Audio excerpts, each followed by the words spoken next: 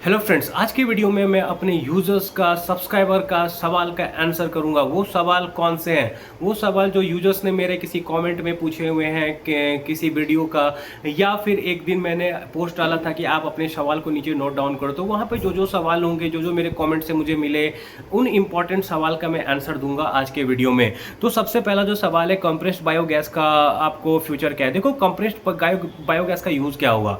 जो अपना cooking gas होता है ना, उसका एक तरह से सब्सटीट्यूट है। तो आपने ये देखा कि ईरान, इजराइल, यूएसए का जो वार हुआ, वहाँ पे एलपीजी क्राइसिस हो गया अपने देश में।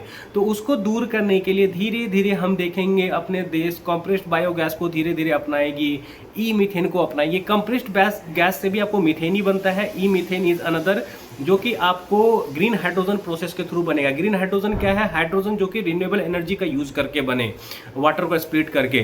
तो सूनर और later we will have compressed biogas. हमारे पास कंप्रेस्ड बायोगैस भी होगा और ई मीथेन भी होगा, जिसको कि हम लोग यूज करेंगे एज ए सब्सटीट्यूट फॉर, आपको क्या बोलते हैं, एलपीजी। एंड उसके अलावा एक इंपॉर्टेंट बता रहा हूँ, इसी में हाइड्रोजन को भी ब्लेंड किया जाएगा। आई थिंक 5 से 15% ग्रीन हाइड्रोजन भी मिलाया जाएगा और हमारे घर तक पहुंचाया जाएगा थ्रू पाइप, जिसको कि हम तो यूज करेंगे एज ए कुकिंग गैस।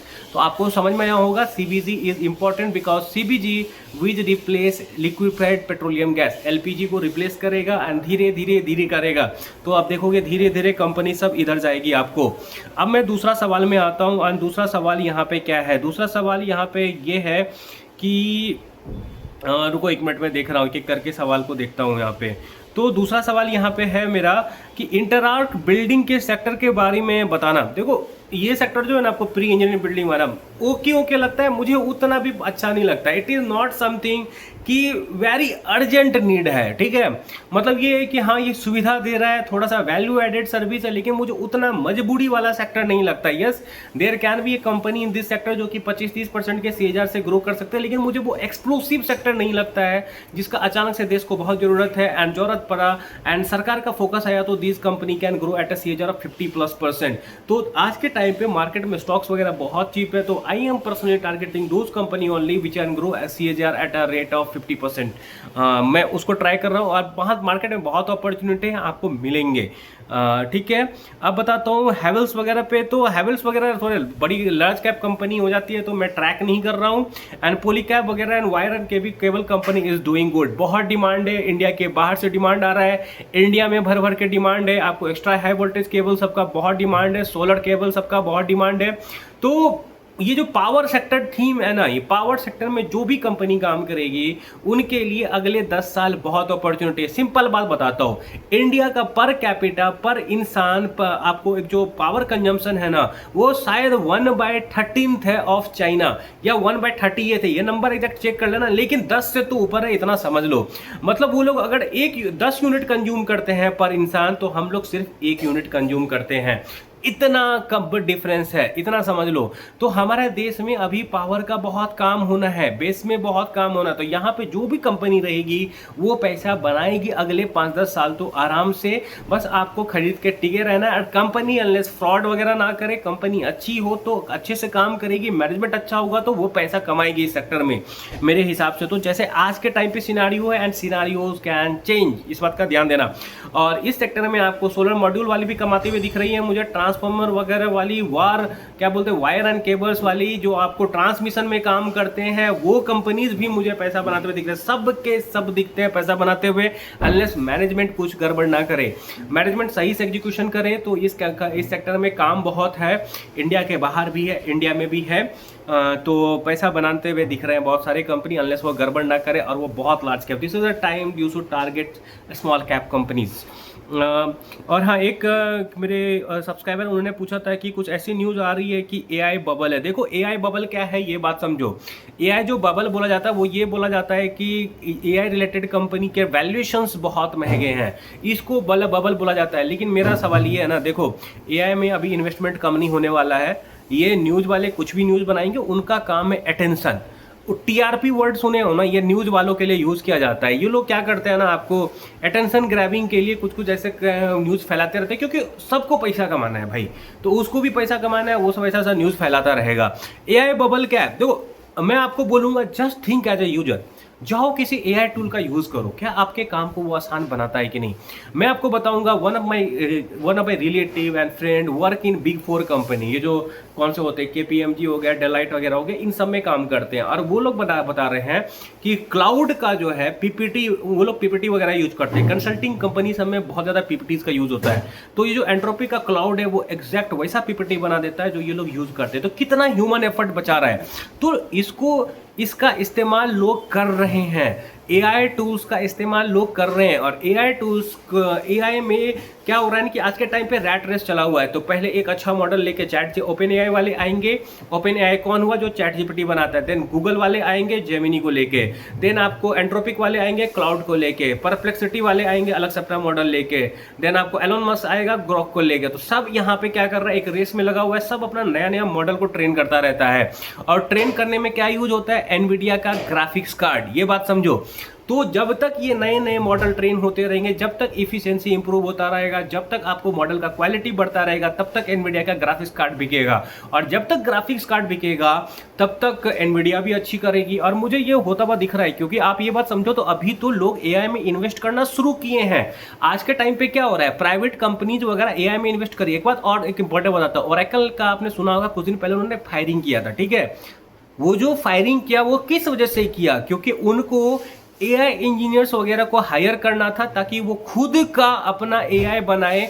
उनको डर था कि हमारे काम को एआई मॉडल रिप्लेस ना कर दे।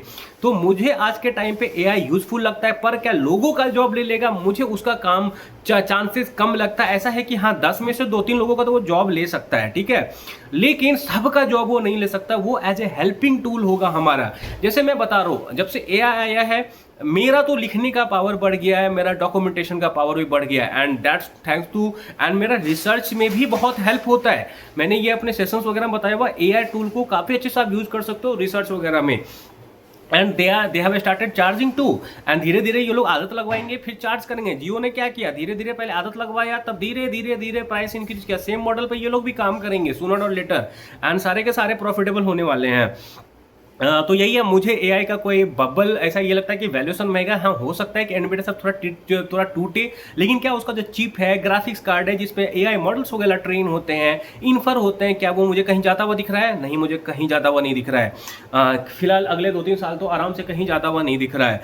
उसके बाद में एक यूजर ने मुझसे पूछा कि सर जीरोधा या ग्रो पे जो technical analysis and support resistance वाला शो करता है वो कितना रिलायबल है?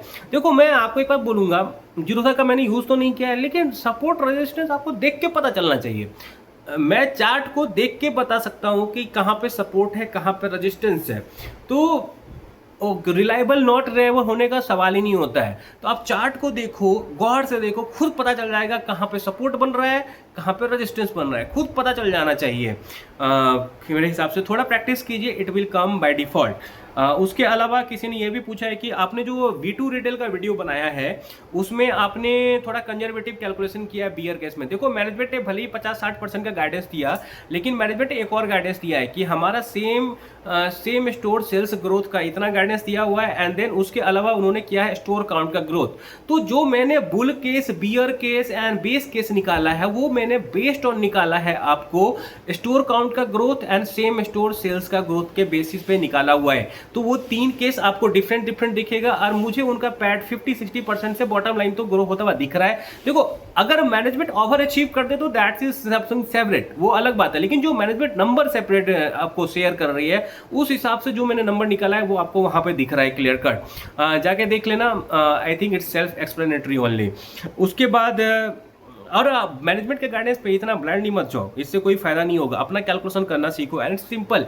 V2 रिटेल सबका बिजनेस तो बहुत सिंपल है। अब आता हूँ, कुछ और इंपॉर्टेंट बात करता हूँ। सिग्मा एडवांस पे मैं वीडियो लाऊंगा, ये एक और सब्सक्राइबर का सवाल था, उस पर मैं वीडियो लाऊंगा। उतना डिटेल में मैं अभी गया नहीं हूँ, डिटेल में जाऊंगा तब लाऊंगा। I am already occupied in Ola electric पे काम करो। देखो, ओला इलेक्ट्रिक पे अगर आप लोग ओला इलेक्ट्रिक का मुझे हेल्प चाहिए आप लोगों से, सिंपल भाषा में, कि आपके आसपास अगर कोई ओला इलेक्ट्रिक का रिसेंटली पिछले 6 महीने में, 3-4 महीने में अगर स्कूटी खरीदा है तो मुझे फीडबैक बताओ कैसा है। क्योंकि ओला इलेक्ट्रिक आज के टाइम पे बहुत सस्ते वैल्यूएशन पे है, और जो उनका फ्यूचर टारगेट्स वगैरह है ना, वो मुझे काफ़ी अट्रैक्टिव लग रहा है। तो आप लोग हेल्प करो थोड़ा फीडबैक देने में, क्योंकि मैं भी अपने आसपास के लोगों से पता कर रहा हूँ। तो इससे क्या होता है ना, एक अच्छा इन्वेस्टमेंट अपॉर्चुनिटी मिलता है, हम मिल सकता है हम लोगों को। मैं अपना पॉइंट ऑफ व्यू रखूंगा, आप भी थोड़ा फीडबैक वगैरह जमा करो, maybe we can have a good opportunity, who knows. ठीक है, बाय सेल रिकमेंडेशन नहीं है, बट मैं फीडबैक जाना चाहता हूँ क्योंकि देयर आर समथिंग जहाँ पे मेरा लिमिटेशन है, मैं जा जाके पूछ नहीं सकता हूँ सबसे कि कैसा फीडबैक है। नहीं यार, मैनेजमेंट के बात को इस सब मामले में डायरेक्टली भरोसा नहीं कर सकता हूँ मैं। तो एज ए यूजर अगर आप लोग फीडबैक दे सको तो it will very very helpful and supportive to me. And उसके बाद किसी ने ये भी पूछा था सर, आपको अद्वैत एनर्जी के पे कुछ सवाल किया था, उस पर क्या किया था कि इनका एनर्जी बिजनेस है, उसमें ये अद्वैत का आपको 69% एंड 80%, एनआरडी बिजनेस में दो कंपनी, एक में 69% होल्डिंग है, एक में 80%। तो हाँ, प्रॉफिट कॉन्सोलिडेटेड होगा, जो प्रॉफिट देखोगे प्रॉफिट कॉन्सोलिडेटेड होगा, प्रॉफिट आफ्टर 51% कॉन्सोलिडेट होने लग जाता है। ठीक है, फुल ऑन प्रॉफिट रेवेन्यू दोनों। लेकिन जब ईपीएस पे आओगे तो ईपीएस पे मान लो उसने 100 करोड़ का प्रॉफिट हुआ है तो 80 करोड़ के प्रॉफिट का ही असर होगा ईपीएस में।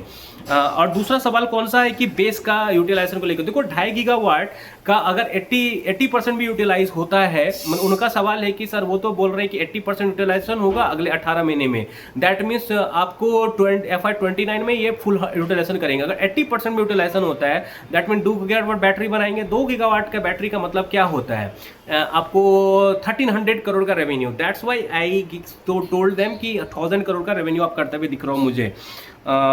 एक विक्रम सोलर का केस क्या है, देखो विक्रम सोलर के बारे में भी किसी ने मुझसे सवाल किया कि विक्रम सोलर के बारे में बेटा, देखो विक्रम सोलर के ज़्यादा तो चेंजेस आए नहीं है, लेकिन ये जो इंसॉल्वेंसी वाला केस था उसमें ये पैसा देने के लिए रेडी हो गए हैं। ठीक है, ये पैसा देंगे, पता नहीं पैसा अगर आपको देना ही था, मुझे लगा कोई फेक केस किया होगा, लेकिन पैसा देना ही था तो पैसा आपको पहले ही दे देना चाहिए था ना। ऐसे तो धंधा नहीं चलता है ना कि आप किसी का पैसा लटका के रखे हुए। I don't know what's the scene here, 9 crore is still a small amount, लोग इसको भूल जाएंगे, बस ऐसे प्रैक्टिस नहीं होने चाहिए। आपका किसी के पास पैसा है, धंधा है, पैसा क्लियर करना चाहिए। मतलब आप अगर एग्री की हो, या तो दो सीन हो यहाँ पे हो सकता है पैसा देने के लिए, या तो जेन्युइनली आपका पैसा होगा वहाँ पे जो आपको देना होगा, एंड सेकंड केस ये हो सकता है यहाँ पे कि मैनेजमेंट स्टॉक प्राइस के प्रेशर में आके जल्दी से केस निपटाओ यार, 9 करोड़ दो शांत करवाओ इसको, थोड़ा बहुत होगा 9 करोड़ देके शांत करवाने के संदर्भ तो पता नहीं मुझे क्या है अंदर में डील, लेकिन मार्केट इसको तुरंत भूल जाएगी। These practices should not be followed, ऐसे प्रैक्टिसेस मेरे हिसाब से फॉलोड नहीं होना चाहिए, इट्स टोटली रॉन्ग, ऐसा नहीं होना चाहिए मेरे हिसाब से। तो यही है विक्रम सोलर पे टेक, मेरे हिसाब से केस अब दब जाएगा, कुछ दिन में लोग भूल जाएंगे, सब भूल जाएंगे, एंड यही है। और तो कुछ मेरे पास नया नहीं है, अगर कोई सवाल होगा तो मुझे बताना इस कमेंट सेक्शन में। दैट्स ऑल, आपको मेरा ये वीडियो अच्छा लगा हो एंड आपको बहुत कुछ सीखने को मिला हो, अगर सीखने को मिला होगा तो लाइक से सब्सक्राइब ठोक देना, एंड बाय, थैंक यू।